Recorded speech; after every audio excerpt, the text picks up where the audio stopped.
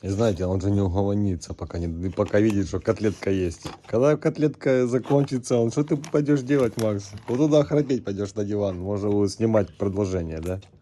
Спать хочешь? Давай не будем другу вот это мозг выносить. Ты хочешь пожрать и пойдешь спать? Вот это хочешь? Ну на, и иди спать, да? Все, и ты не будешь мне это...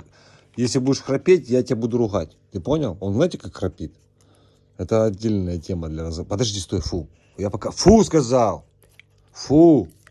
Вот так это должен слушаться. А ну лег, сказал, лег. Лежать. А тут какой, смотри, ты что, разбаловался. Пацаны, надо так вот, если балуются, надо Фу, ля как...